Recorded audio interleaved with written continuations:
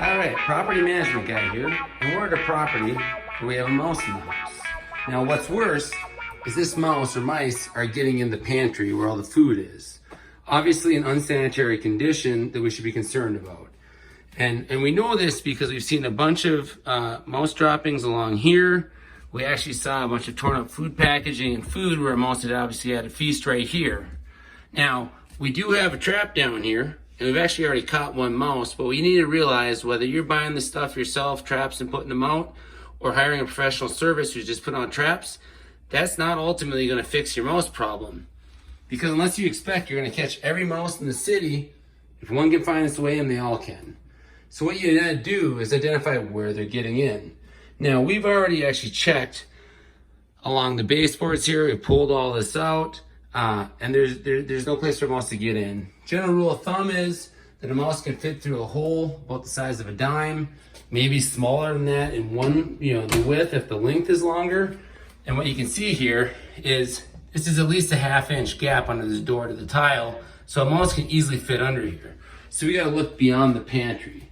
Now, what you can do is, especially in the kitchen, look along all the baseboards for cracks and holes, particularly in the corners. And one thing to check, and I'm gonna grab my light right here, is check particularly around appliances. Because a lot of time appliances aren't a perfect fit for the space they save for them in the cabinetry, and you get holes there. So what we found here is if you look at underneath the dishwasher, we got a big hole right here. Look at this, I put my whole hand back here. This is like a mouse superhighway into the kitchen.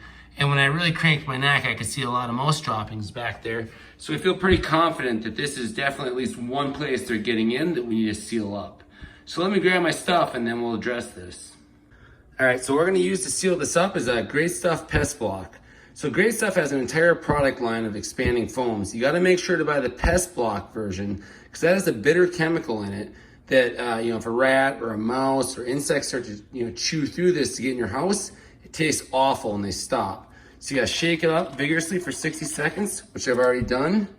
Then you're gonna pop the cap off of it. It comes with this, trigger handle dispenser.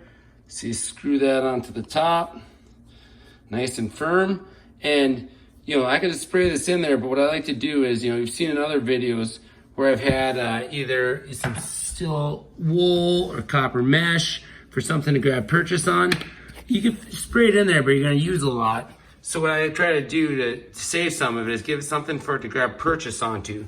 So this is just a dense piece of cardboard. Honestly, came in a box from some shipping, materials.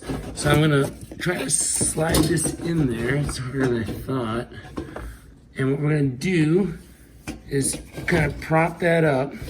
So what you can see is it's kind of up against the wall and then up against the ceiling, so that it kind of creates a canopy for it to grab onto.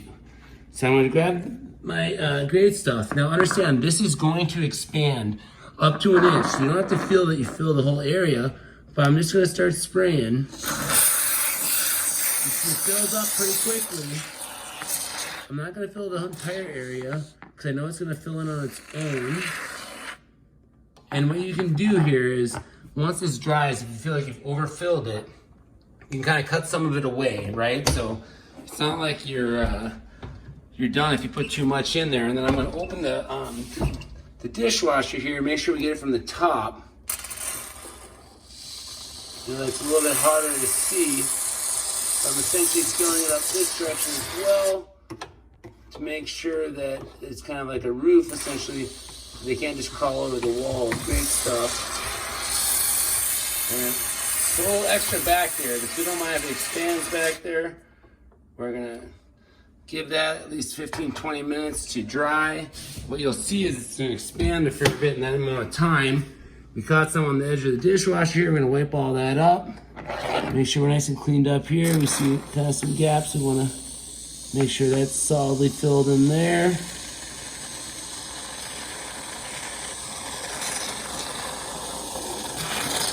It looks like a mess right now, but trust me, you can trim this up.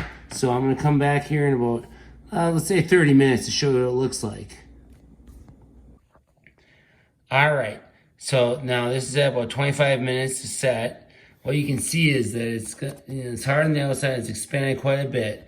It's going to take about 8 hours to cure all the way through. So in the morning, we're going to cut against the tile here. We're going to cut it up against the trim board and then back against the washer. So it'll still block that area from that gap they had without being so obtrusive into the main area.